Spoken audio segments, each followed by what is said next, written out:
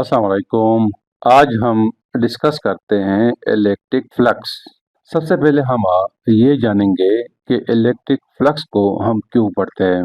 फिर उसके बाद हम डेली लाइफ से रिलेटेड एग्जांपल्स के ज़रिए ये जानेंगे कि इलेक्ट्रिक फ्लक्स है क्या। सबसे पहले हम ये जानते हैं कि इलेक्ट्रिक फ्लक्स को हम क्यों स्टडी करते हैं। देखो, कूलम्स लॉ के ज़रिए हम मुख्तलिफ ऑब्जेक्ट्स पर मौजूद चार्जेस से पैदा होने वाले इलेक्ट्रिक फील्ड को फाइंड आउट कर सकते हैं। हमारे पास मुख्तलिफ किस्म के ऑब्जेक्ट्स होते हैं। कुछ ऑब्जेक्ट्स ऐसे होते हैं जिसकी लेंथ ज्यादा होती है और उस पे स्टैटिक चार्जेस होते हैं और उसकी वजह से इलेक्ट्रिक फील्ड प्रोड्यूस होता है। तो उस इलेक्ट्रिक फील्ड को हम फाइंड आउट करने के लिए कूलम्स लॉ का इस्तेमाल करते हैं। या कुछ ऑब्जेक्ट्स ऐसे होते हैं जिसकी एरिया ज्यादा होती है और उस पे चार्जेस होते हैं जिसकी वजह से इलेक्ट्रिक फील्ड प्रोड्यूस होता है। तो उसके लिए भी हम कूलम्स लॉ का इस्तेमाल करते हैं। और कुछ ऑब्जेक्ट्स ऐसे होते हैं जिसका वॉल्यूम ज्यादा होता है और उस पे स्टैटिक चार्जेस होते हैं। तो उसकी वजह से जो इलेक्ट्रिक फील्ड प्रोड्यूस होता है उसके लिए हम कूलम्स लॉ को इस्तेमाल करते हैं। लेकिन कूलम्स लॉ के जरिए अगर हम इलेक्ट्रिक फील्ड फाइंड आउट करते हैं तो बास केसेस ऐसे होते हैं कि बहुत कॉम्प्लेक्स होते हैं। हम जब कूलम्स लॉ को इस्तेमाल करते हैं तो हमें बहुत सारी कैलकुलेशन करनी पड़ती है और बहुत लेंथी प्रोसेस होता है। उसके मुकाबले में जब हम गॉस लॉ को इस्तेमाल करते हैं, यानी कि अगर एक ऑब्जेक्ट है उसका लेंथ ज्यादा है या वॉल्यूम ज्यादा है या सरफेस ज्यादा है और उसकी वजह से इलेक्ट्रिक फील्ड प्रोड्यूस होता है, और जब हम गॉस लॉ इस्तेमाल करते हैं इलेक्ट्रिक फील्ड को फाइंड आउट करने के लिए, तो हम कूलम्स लॉ के मुकाबले में बहुत आसानी के साथ इलेक्ट्रिक फील्ड को फाइंड आउट कर सकते हैं। गॉस लॉ जो है नेक्स्ट लेक्चर में हम तफसील के साथ पढ़ेंगे। चूंकि गॉस लॉ में फ्लक्स का कंसेप्ट इस्तेमाल होता है और उसके जरिए हम बहुत सारे प्रॉब्लम्स को आसानी के साथ हल कर सकते हैं। बेशक वो प्रॉब्लम्स आपकी बुक में या आपके कोर्स में ना हो, लेकिन आगे जब हम हायर क्लासेस में जाते हैं तो बहुत सारे कम्प्लेक्स प्रॉब्लम्स होते हैं जिसको हल करने के लिए हम गॉस लॉ का इस्तेमाल करते हैं। कूलम्स लॉ के मुकाबले में हम उस प्रॉब्लम को गॉस लॉ के जरिए आसानी के साथ हल कर सकते हैं। चूंकि गॉस लॉ में हम फ्लक्स का इस्तेमाल करते हैं, इलेक्ट्रिक फ्लक्स का, तो इसलिए हमें ये जानना जरूरी है कि फ्लक्स है क्या। देखो, सबसे पहले हम इस चैप्टर में पढ़ चुके हैं चार्जेस, फिर उसके बाद हम पढ़ चुके हैं कि इलेक्ट्रिक फील्ड क्या होता है। इलेक्ट्रिक फील्ड को रिप्रेजेंट करने के लिए हम इलेक्ट्रिक लाइंस इस्तेमाल करते हैं। इलेक्ट्रिक फील्ड लाइंस जितनी ज्यादा होती है और जितनी आपस में क्लोज होती है उतनी ही इलेक्ट्रिक फील्ड की मिकदार ज्यादा होती है। और उस इलेक्ट्रिक फील्ड की शिद्दत को फाइंड आउट करने के लिए हम एक और टॉपिक यूज करते हैं जिसको हम कहते हैं इलेक्ट्रिक फील्ड इंटेंसिटी। और इलेक्ट्रिक फील्ड इंटेंसिटी को हम यू डिफाइन करते हैं कि the force per unit charge या force per unit test charge. अगर एक इलेक्ट्रिक फील्ड है उसके अंदर हम कोई चार्ज रखते हैं, उस चार्ज पे फोर्स की मिकदार को हम इलेक्ट्रिक फील्ड इंटेंसिटी कहते हैं। ये जो आपको नजर आ रहा है स्क्रीन पे, ये एक सोर्स चार्ज है, पॉजिटिव सोर्स चार्ज है जिसकी वजह से इलेक्ट्रिक फील्ड प्रोड्यूस होता है। अगर मैं इसके अंदर इसके नजदीक पॉइंट ए पर एक पॉजिटिव चार्ज ले आओ तो आपको नजर आ रहा है कि इसमें दो इलेक्ट्रिक लाइंस पास होते हैं। और अगर मैं इस चार्ज को पॉइंट बी पे ले जाओ, यानी सोर्स चार्ज से दूर ले जाओ, तो इस पे एक लाइन पास होती है। पॉइंट बी पे इलेक्ट्रिक फील्ड इंटेंसिटी कम है और पॉइंट ए पे ज्यादा है। अब अगर मैं इस इलेक्ट्रिक फील्ड में टेस्ट चार्ज के बजाय कोई एरिया का इस्तेमाल करो, इस फील्ड के साथ एरिया को लिंक कर दो, तो उस एरिया में से जो लाइंस पास होती है उसको हम इलेक्ट्रिक फ्लक्स कहते हैं। इसको मैं डेली लाइफ से रिलेटेड एक एग्जांपल के थ्रू समझाना चाहता हूँ। मैं सपोज करता हूँ कि हमारे पास एक रूम है। नॉर्मली हम रूम्स में विंडो बनाते हैं हवा के लिए, ताकि कमरे के अंदर हवा आ जाए। अब कमरे के अंदर हवा का जमा होना दो तीन चीजों पे डिपेंड करता है। एक, खिड़की का जो एरिया है उस पर डिपेंड करता है। जितना खिड़की का एरिया ज्यादा होता है उतनी ही ज्यादा हवा कमरे में जमा हो जाती है। दूसरा डिपेंड करता है एयर की वेलोसिटी पे। एयर की वेलोसिटी जितनी ज्यादा होती है तो हम कह सकते हैं कि एयर की इंटेंसिटी ज्यादा है। तो एयर की वेलोसिटी पे डिपेंड करती है। वेलोसिटी ज्यादा है तो उसकी इंटेंसिटी, एयर की शिद्दत जो है वो ज्यादा होती है। तीसरा जो है डिपेंड कर रहा है खिड़की और हवा की डायरेक्शन पे, कि अगर हवा यानी एयर जो है वो खिड़की की डायरेक्शन में है कि नहीं है। अगर इन दो के दरमियान एंगल 0 है तो ज्यादा से ज्यादा एयर कमरे में जमा होती है। अब यहाँ पे मैं एक इक्वेशन बना लेता हूँ कि कमरे में हवा की मिकदार जो रूम में एयर जमा होती है उसको मैं कहता हूँ एयर फ्लक्स। यहाँ पे मैं लिखता हूँ एयर फ्लक्स। ये किस चीज पे डिपेंड करती है? Velocity of air. जब एयर की वेलोसिटी ज्यादा हो तो शिद्दत ज्यादा होती है, यानी इंटेंसिटी ज्यादा होती है। तो यहाँ पे मैं लिखता हूँ इंटेंसिटी, जो कि डिपेंड करती है वेलोसिटी ऑफ एयर पे। दूसरा जो है खिड़की का जो एरिया है उस पे डिपेंड कर रहा है, और तीसरा डिपेंड कर रहा है angle between air and area. तो यहाँ पे मैं लिखता हूँ थीटा। तो इन तीनों चीजों पे एयर फ्लक्स डिपेंड करता है। इसी तरह इलेक्ट्रिक फ्लक्स जो है जिसको हम रिप्रेजेंट करते हैं इलेक्ट्रिक लाइन से, जितनी नंबर ऑफ इलेक्ट्रिक लाइन ज्यादा होती है उतनी इलेक्ट्रिक फील्ड की इंटेंसिटी ज्यादा होती है। तो एयर फ्लक्स की जगह मैं लिखता हूँ इलेक्ट्रिक फ्लक्स, जिसको हम फाई से रिप्रेजेंट करते हैं, और इसको मैं इस सिंबल से रिप्रेजेंट करता हूँ। ये किन चीजों पे डिपेंड करता है? Number of lines passing through a given area. जैसे मैंने आपको बताया कि खिड़की में से जितनी ज्यादा हवा आती है तो उतनी ही ज्यादा हवा कमरे के अंदर जमा होती है। कमरे के अंदर जो हवा जमा होती है उसको मैं एयर फ्लक्स कहता हूँ, और नंबर ऑफ इलेक्ट्रिक लाइंस जो किसी एरिया में से पास होती है उसको मैं इलेक्ट्रिक फ्लक्स कहता हूँ। तो ये डिपेंड कर रहा है इंटेंसिटी पे, इलेक्ट्रिक फील्ड इंटेंसिटी पे, और एरिया पे, कि एरिया ज्यादा है या कम है।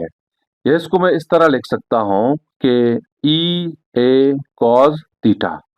मतलब यह है कि इन दो के अलावा एंगल पे भी डिपेंड कर रहा है कि इलेक्ट्रिक फील्ड और एरिया के दरमियान एंगल क्या है, और उसको हम डिफाइन इस तरह करते हैं कि the measure of number of lines of force that passes through the area placed in electric field. किसी एरिया में इलेक्ट्रिक फील्ड लाइंस की मिकदार को इलेक्ट्रिक फ्लक्स कहते हैं, और ये एक स्केलर क्वांटिटी है। देखो, इस इक्वेशन के मुताबिक इलेक्ट्रिक फील्ड इंटेंसिटी और एरिया दोनों वेक्टर क्वांटिटी है, लेकिन इसका रिजल्टेंट जो है वो एक स्केलर क्वांटिटी है। इसको मैं इस एग्जांपल से रिप्रेजेंट करना चाहता हूँ कि लेट सपोज हमारे पास एक पाइप है। इस पाइप में वाटर एक खास डायरेक्शन में फ्लो करता है। मैं कहता हूँ कि इस डायरेक्शन में फ्लो करता है। तो यहाँ पे वाटर के साथ डायरेक्शन है, और जिस एरिया में फ्लो कर रहा है एरिया की भी एक खास डायरेक्शन होता है।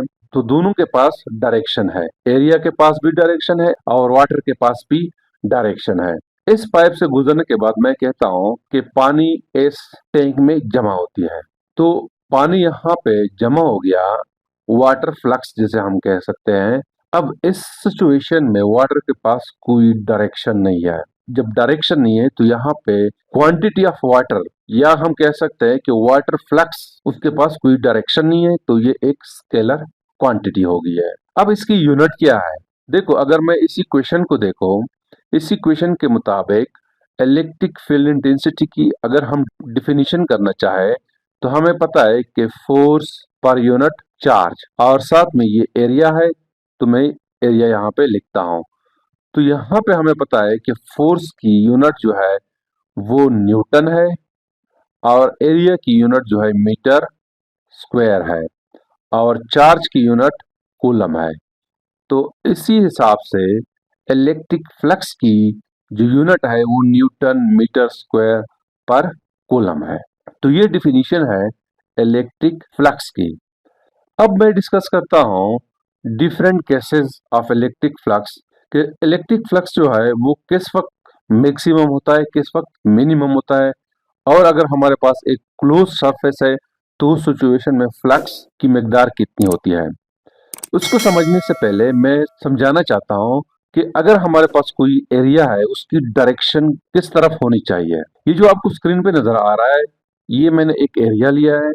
इसकी डायरेक्शन जो है वो हमेशा हम लेते हैं नॉर्मल टू दी प्लेन। इस एरिया का जो प्लेन है उसकी परपेंडिकुलर जो है इसकी डायरेक्शन होती है। वेक्टर एरिया की डायरेक्शन, किसी भी एरिया का डायरेक्शन जो है वो नॉर्मल टू दी सरफेस या नॉर्मल टू दी प्लेन, या हम कहते हैं परपेंडिकुलर टू दी प्लेन है, या हम ऊपर लेते हैं या हम नीचे लेते हैं। तो ओपन एरिया की डायरेक्शन हम ऊपर या नीचे लेते हैं। दूसरा ये है कि अगर हमारे पास एक क्लोज सरफेस है तो उस सिचुएशन में एरिया की डायरेक्शन हम किस साइड पे लेते हैं। In case of close surface हम एरिया की डायरेक्शन हमेशा आउटवर्ड लेते हैं, इनवर्ड नहीं लेते, आउटवर्ड लेते हैं। अगर ओपन एरिया है, जैसे कि इससे पहले मैंने आपको बताया, उस सिचुएशन में हम या ऊपर लेते हैं या नीचे लेते हैं, हमारी मर्जी है। लेकिन क्लोज सरफेस में हमेशा आउटवर्ड उसकी डायरेक्शन हम कंसीडर करते हैं। अब मैं डिस्कस करता हूं कि फ्लक्स एट एनी एंगल, मतलब यह है कि अगर हमारे पास इलेक्ट्रिक फील्ड है और एक एरिया है, उसके दरमियान कुछ एंगल है, जैसे कि आपको नजर आ रहा है हमारे पास एक एरिया है, उसमें से इलेक्ट्रिक फील्ड पास हो रहा है। इस सिचुएशन में एरिया और इलेक्ट्रिक फील्ड के दरमियान कुछ एंगल बन रहा है। तो इस सिचुएशन में हम क्या करते हैं कि एरिया की जो डायरेक्शन है, यहाँ आपको नजर आ रहा है एरिया की डायरेक्शन ये है, तो हम इसको रिजॉल्व करते हैं इनटू इट्स कंपोनेंट्स।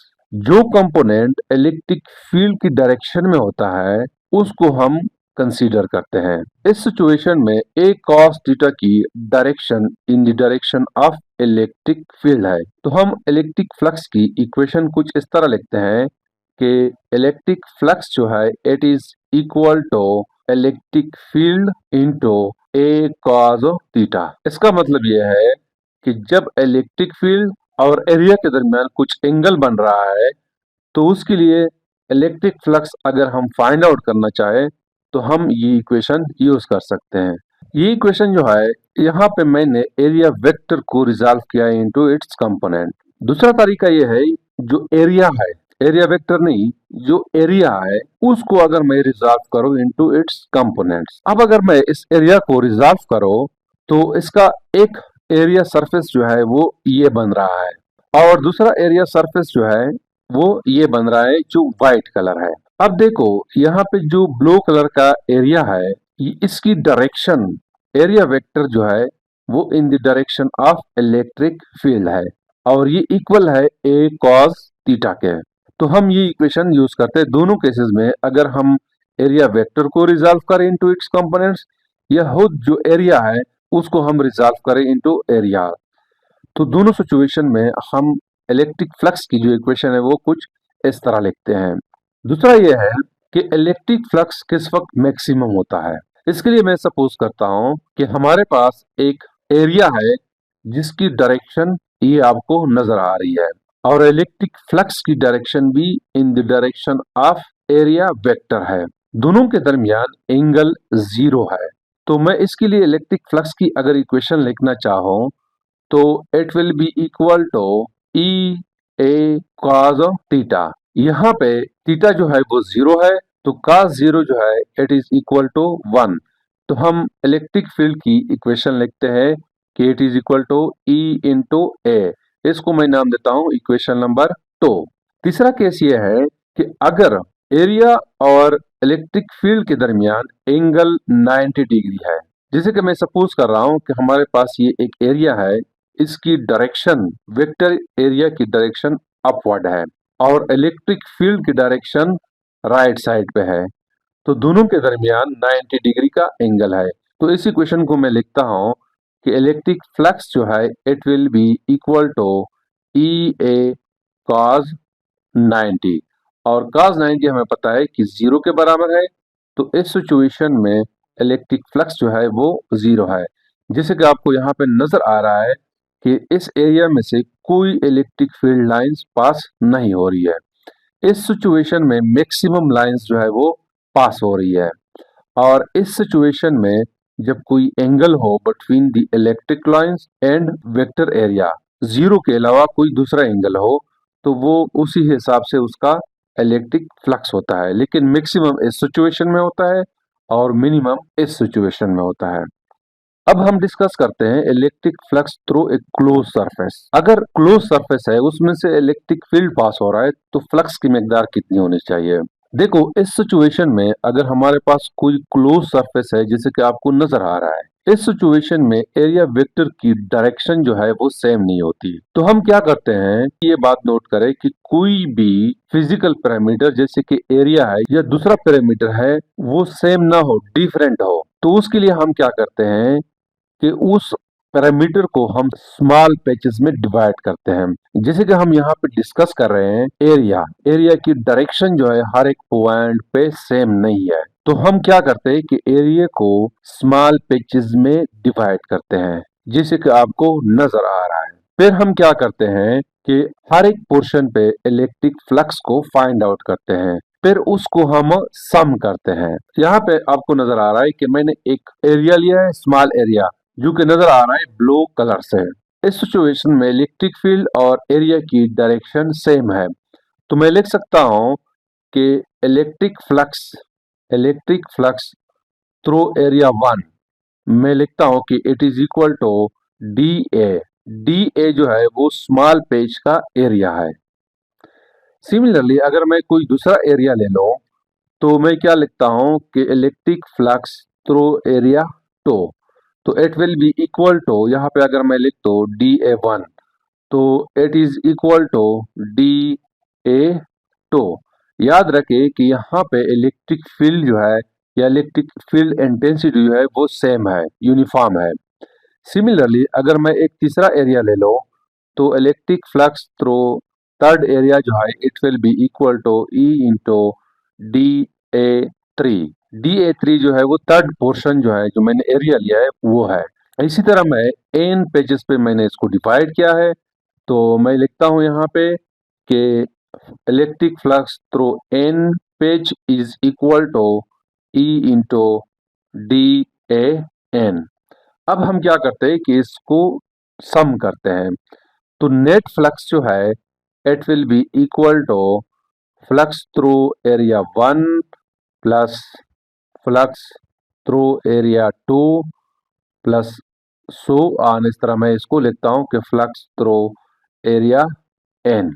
अब इसको मैं सम करता हूं तो it will be equal to E into D A 1 plus E into D A 2 plus so on E into D A N. इस तरह हम लिखते हैं। यह इसको हम शॉर्टकट इस तरह लिखते हैं, चूंकि इलेक्ट्रिक फील्ड इंटेंसिटी यूनिफॉर्म है तो मैं लिखता हूं summation I start from 1 into N D A I में, इस तरह इसको लिख सकता हूं। तो क्लोज सरफेस पे इलेक्ट्रिक फ्लक्स को अगर हम फाइंड आउट करना चाहें तो उसको हम इस तरह फाइंड आउट कर सकते हैं, या हम सिंपली लिखते हैं कि फ्लक्स जो है थ्रू, तो electric flux it is equal to integration E into D A. यहाँ पे इंटीग्रेशन का जो लिमिट्स है वो i start from 1 to n है, तो टोटल फ्लक्स जो है मैं इस इक्वेशन से भी रिप्रेजेंट कर सकता हूँ और इस तरह भी हम रिप्रेजेंट करते हैं। इंटीग्रेशन जो है हमेशा हम सम करने के लिए इस्तेमाल करते हैं। तो it's all about the electric flux. Thank you.